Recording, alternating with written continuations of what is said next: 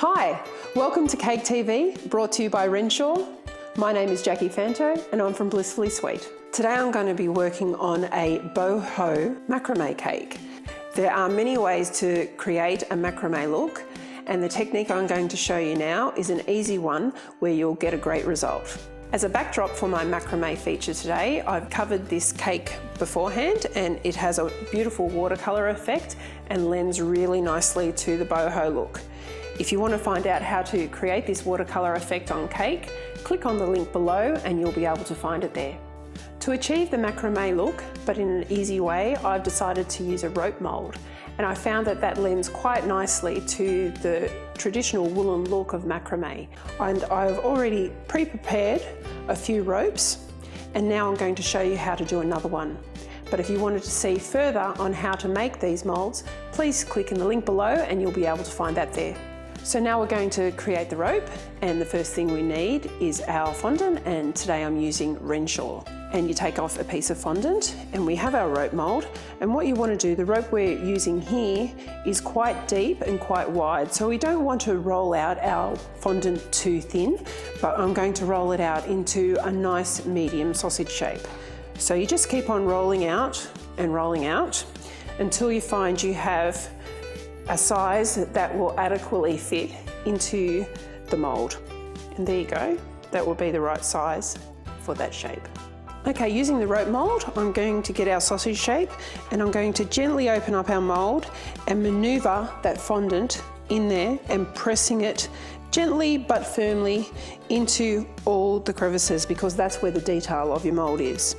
As you can see, the fondant is all in the mould, and when it's now time to take it out, I turn it upside down and gently take out the first little bit and pull lightly but gently from your mould. There you have it, a very easy rope. So I finished making the ropes for my cake. I've made 5 here. I'll probably only need about 4, but it's always a good idea to make an extra just in case. Now to start my macrame, the first thing I'm going to do is to place a mark at the front of my cake so I can see where the bottom part of my V for the design will be. I'm now going to wet a line where the rope is going to be to create that V. I've got the line that comes from one side down to the middle. And I'm going to place my first rope there before I wet the other side to make sure that when I put the other side, it will be equal. I get my first piece of rope and I place it onto the cake, gently pressing it onto that wet line that I created. And when I get to the bottom here, when I make my cut, I'm going to cut it up and down. So when it does come together, it comes together nicely.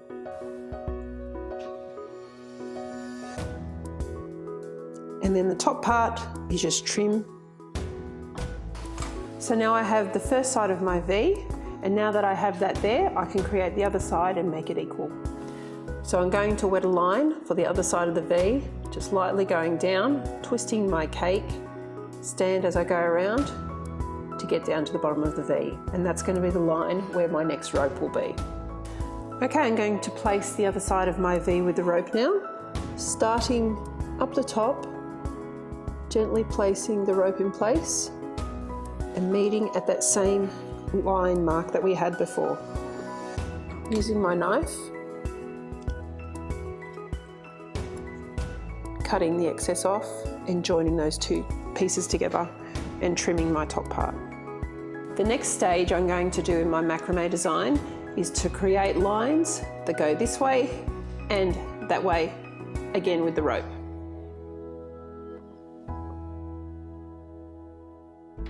Getting my rope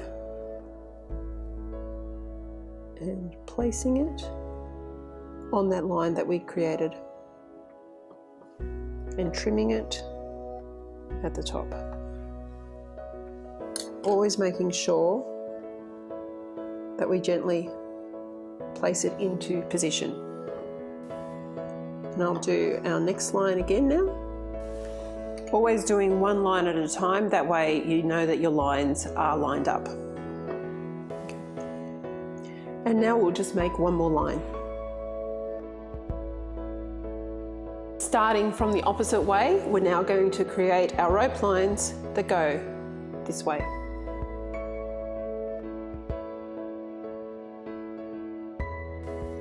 I'm making these in small lines because I just don't want the bump going all the way over the other line that's there, so I'm creating little lines in between.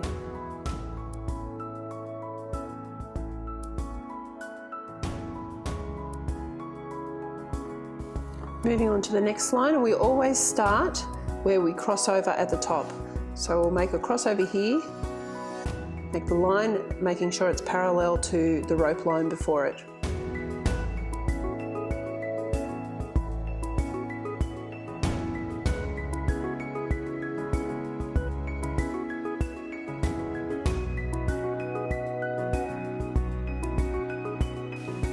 So we've completed the basic macrame design, and what I'm going to do now is just with the rope again to hide those join marks with a little cross mark of rope.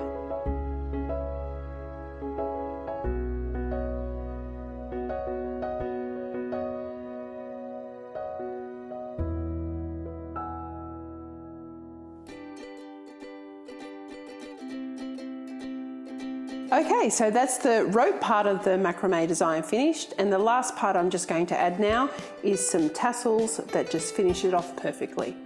Okay, to create my tassels, I'm just going to use a little bit of my Renshaw fondant, and I'm just going to roll it out a little bit with my corn flour to create the tassels.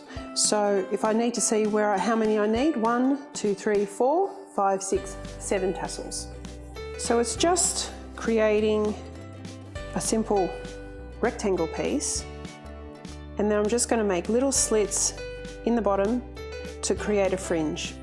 And now with that one there, I can actually use 2 tassels, and once I place them on there, I can then trim them to size once they're actually attached to the cake. A little bit of water. You can make these tassels as big or as small as you like.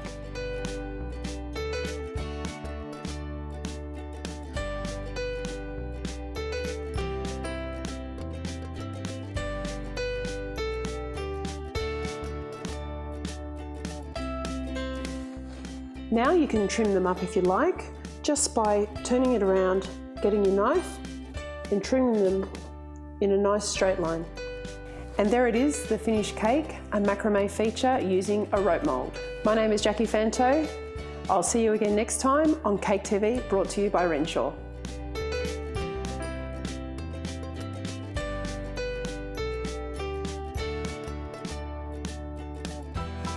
Welcome to Cake TV, brought to you by Renshaw. Is that too much? That's right. What is that? Thank you very much. What was it again? The technique I'm going to show you is an easy way to get. There are many. Obviously, I need it. Just tell me what to say. I need like an auto cue. So I've created the cakes for my rope.